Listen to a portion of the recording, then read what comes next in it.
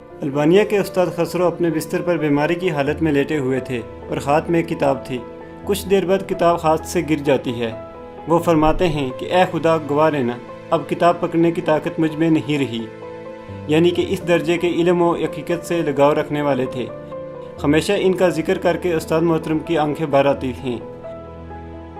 उन्होंने दर्स पढ़ना, इल्म के साथ मशगूल रहना अपने लिए एक मिशन बना रखा है। तफसीर, फ़िक़्ह और किताबों का खुलासा मिलाकर 3 तरह के दर्स किए जा रहे हैं। यहाँ पर तकरीबन 18-19 अदद तफसीर मौजूद हैं। दर्स में हिस्सा लेने वाले अशख़ास की अक्सरियत के पास इस्लामियात का बुनियादी इल्म होता है। मुख्तलिफ़ वसीलों से यहाँ पर आए हुए हैं, जिनमें से कुछ मास्टर कर रहे हैं और कुछ PhD। सब तुर्की से ही नहीं बल्कि मुख्तलिफ़ ममालिक से आने वाले भी इसमें शामिल हैं।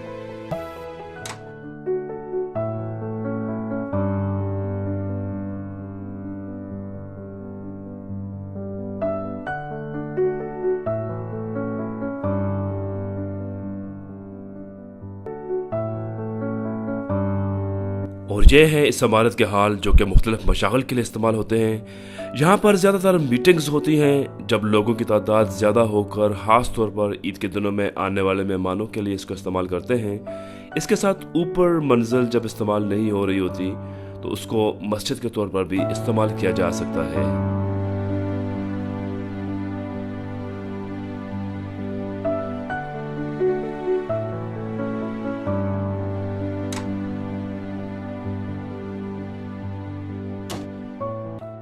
यहाँ पर बहुत ज़्यादा हाल हैं। ख़ास तौर पर जिस हाल में हम मौजूद हैं ये नमाज के लिए इस्तेमाल किया जाता है, जैसे कि नमाज जुम्मा और नमाज ईद वगैरह।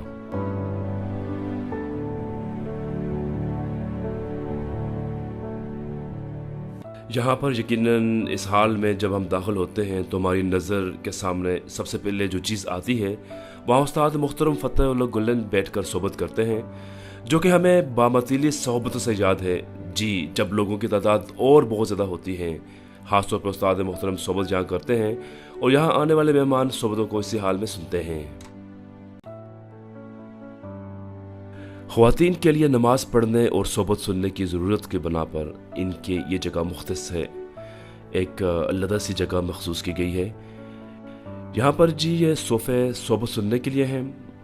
नमाज के औकात में इन कुर्सियों को यहाँ से हटा दिया जाता है।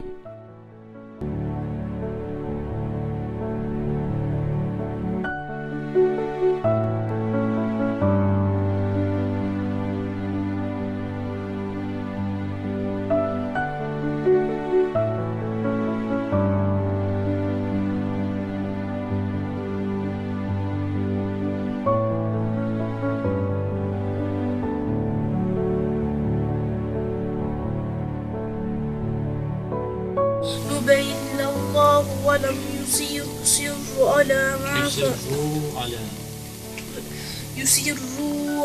ما فعلوا وهم يعلمون وعلى الله فليتوكل المؤمنون. أعوذ بالله من الشيطان الرجيم. بسم الله الرحمن الرحيم. ويل لكل همزة لمزة الذي جمع مالا وعدده وأطيعوا الله والرسول لعلكم ترحمون. صدق الله العظيم.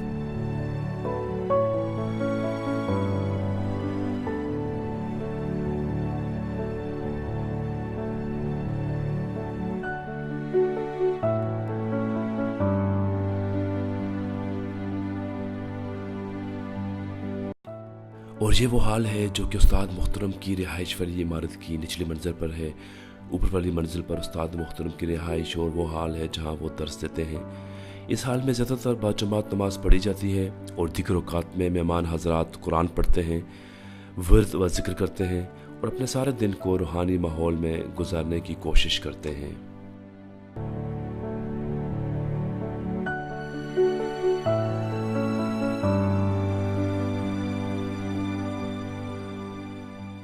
कैंप में नमाज का वक्त होने पर अच्छी आवाज़ वाले हाफिज़, इमाम और मौज़न की दी हुई अज़ानें स्पीकर पर चलाई जाती हैं।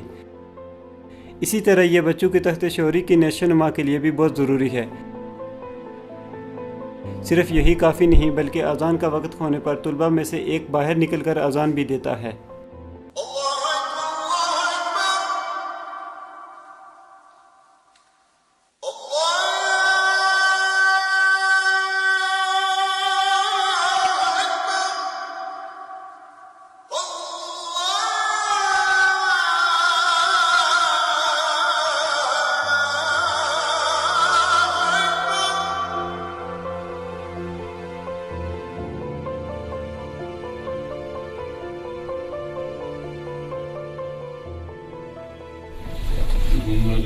yapsanız bunlardan sıkılır.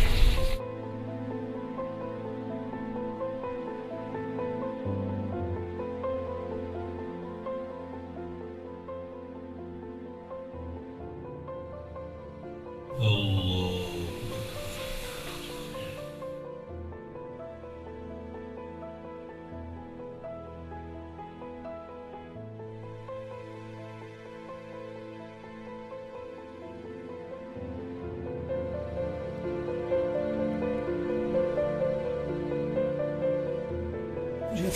अभी हम उस्ताद मोहतरम की रिहाइश वाली इमारत में ऊपर वाली मंजिल में हॉल के बिल्कुल साथ वाले कॉरिडोर में मौजूद हैं।